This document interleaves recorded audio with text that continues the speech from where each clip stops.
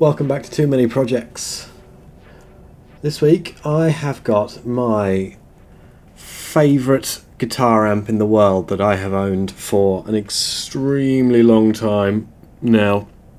It's a Marshall JCM 2000 TSL 122, which is the combo version of the TSL 100 head. And well, to be honest, I've always hated the fact that in the combo form it's quite noisy. But such a good amplifier. It has been neglected by me, I'm really sorry to say. Depending on the quality of the video, you might be able to see how much dust has built up on this poor old thing. I honestly haven't used this for a really long time. It's just too loud. It's just too loud. I'm not a professional performer. I don't play on stages anymore. When I got this I did, and I had aspirations to play more, and it's just a brilliant amp for that, but it never happened. And eventually the valves went, which is to be expected after the amount of time that they were in there. The power valves went first, and subsequently when I took it out to have a look and consider replacing the valves, I managed to break one of the preamp valves as well. But to be honest, they were probably at the end of their life anyway. I remember ordering some beautiful valves from Groove Tubes, which needed to be imported from the US, and the supplier in the UK was out of stock. I waited 6 weeks for them to arrive, and the supplier, who I will not name, was a big supplier of tubes, broke them in the post and then told me that it would be another 6 weeks until they could get any more. So I didn't bother, and then it's just been sitting on the side now for I don't even want to think about it many years, with no tubes in it, collecting dust. So in this video I've got some beautiful new valves from Watford Valves in the UK. We're going to be looking at cleaning it where I've let the dust settle, make sure all the contacts are nice and clean, and replace all these valves, and then see if we can't set the bias up for the new valve set. I have bought a matched quad of EL34Bs originally supplied by Marshall. I've been doing some listening to some examples from some people on the internet. I've never experimented in real life with different valves before, but what I found from listening a bit carefully to people's examples is that really the sonic difference between different power amp valves being put into one of these machines, it didn't make a huge amount of difference in my opinion, in comparison to the set of preamp valves here, which there was clear differences between different types of valve and different models of valve. So I've just got the standard Marshall ones to go in the output, but a nice matched quad, drive tested, and I've got a set of drive tested Harmer STRs here, which are not an extremely different valve from what this amp was designed for, but I picked them because they're high quality. The glass is very thick, and with the speakers being so close to the amplifier in the combo, when we rebuild this later, I wanted to try and protect the input valves from as much magnetic interference as possible, and if there's any other electronic interference. You know, it is quite a noisy amp in my opinion. So I'm going to flip it over and have a look inside.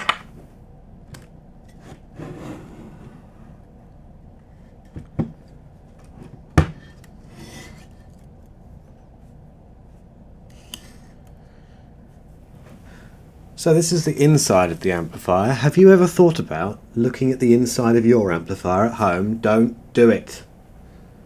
Massively high voltages everywhere. I am not going to be touching things or plugging anything in, of course, while it's open. Some amps do require you to have the thing open to set bias, but I'm just having a quick glance at it because it's worried. I'm just looking for any broken components or any blown fuses. There are a couple of fuses inside here, and just to make sure it's clean. It's beautiful. Looks like brand new in here.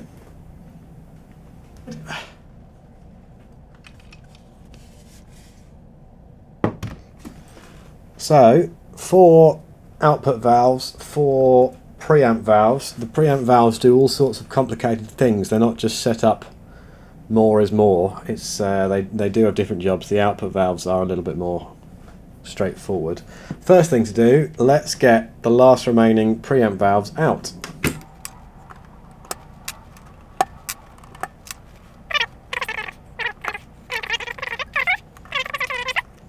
Okay, with those out, next job, I'm going to try and clean up this. Basically, I've allowed a lot of dust to settle on top of here. I'm hoping it's mostly on top rather than on the contacts inside, but first job, try and get as much of it off before I start dusting it.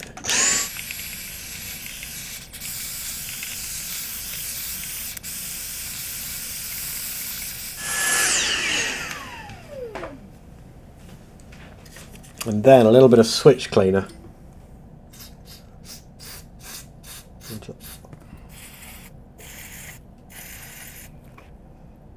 And that should just make sure all the contacts have got a nice connection to the valves. Once I get them in there, I'll do the same on these, I think.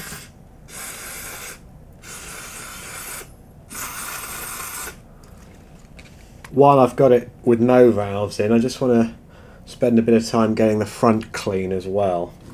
So I'm going to try not to lose all these knobs.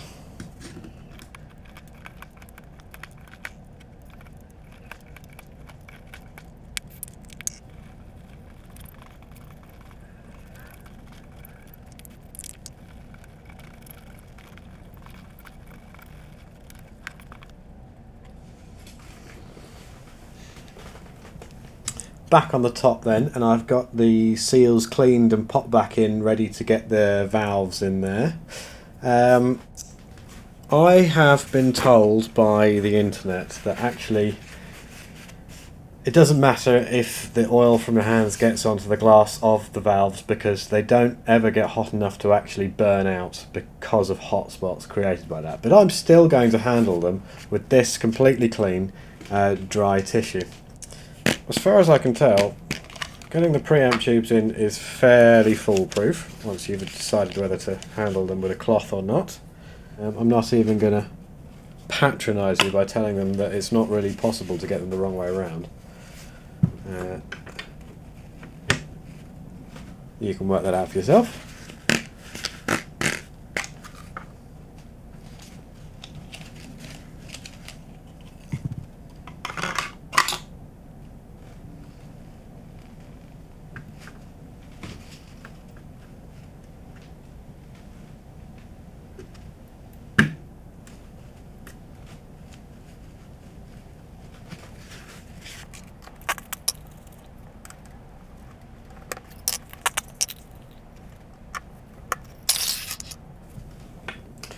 Last bit is this piece of metal, which just goes over the number 1 tube, because as far as I've been told, it's just to help protect it from the effects of microphonics with electrical and magnetic interference there. It's the most sensitive, I think, of when it comes to affecting the output sound.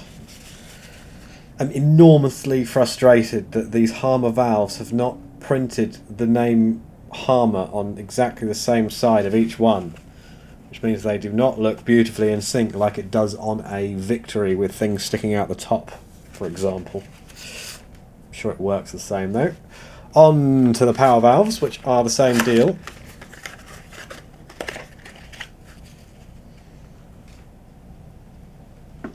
This time I just need to spread the little clip.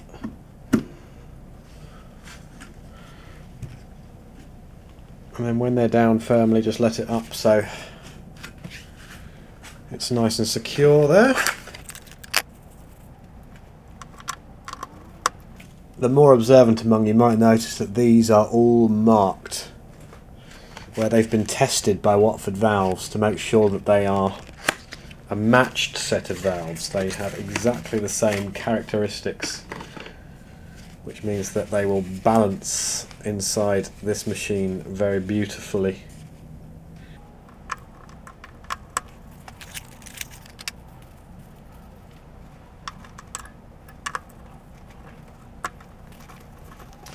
There we go, all nice and snug. Now, next we're going to be adjusting the bias using these connections here.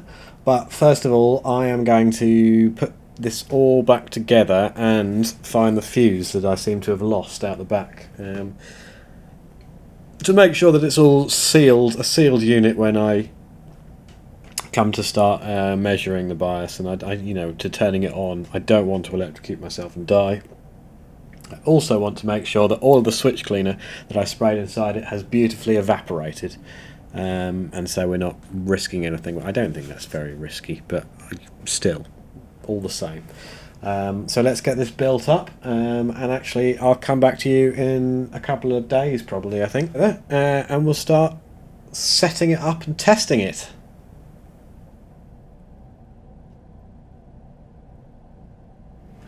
It's all built up. We've got everything switched on, and it's been on for about 15 minutes, which means you can start to see the orange lights, the warming valves showing through. So we're going to be checking the bias on these new valves.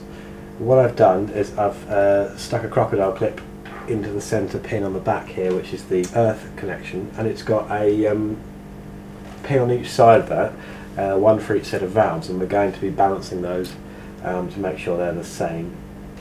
The spec on this amp says they should be somewhere around 80 or 90 millivolts. I use quite high gain pickups in my guitar, so I'm going to actually take that down a little bit so that we get a more reasonable distorted breakup as we turn the gain up on the amp. So I've got the meter set up here, and I'll bring you in and we'll see how easy this is. Hopefully by just popping that on each probe, on each connection, we should see some of the numbers in the right range, which we do. 78 on that side, 84 on that side. So let's go for 70, shall we? That's the wrong way.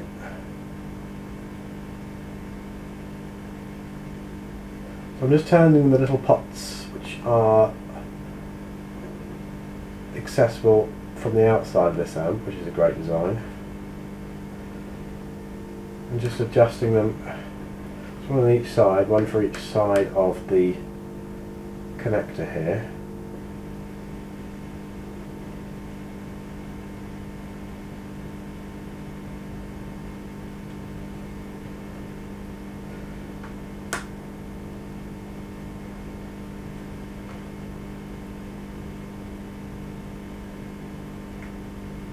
And we just need to turn them until they say the same thing, which is also the correct thing.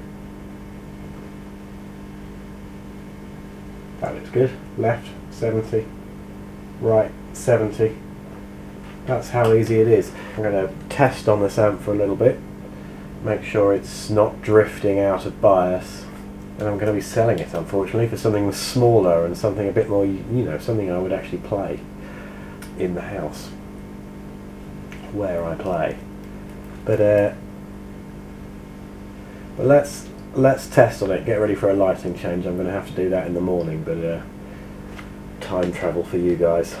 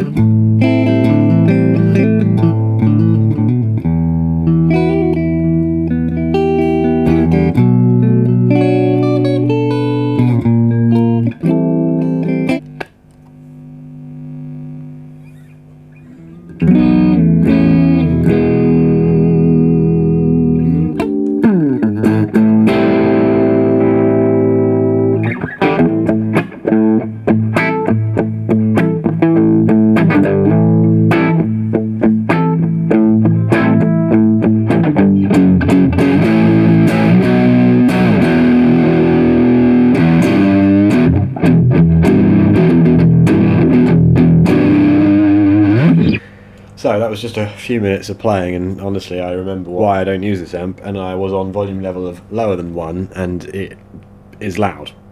So having played for a couple of minutes, let's have a quick look at our bias.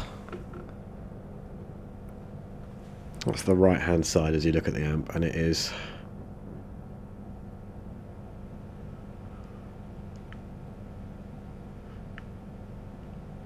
59 millivolts. That's not good at all. Other side,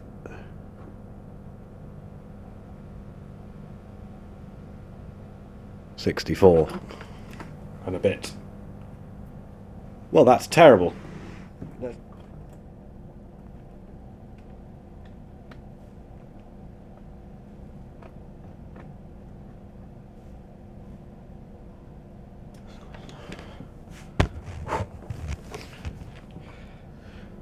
Alright, back to playing again. Let's do another 5 minutes playing, see if it changes.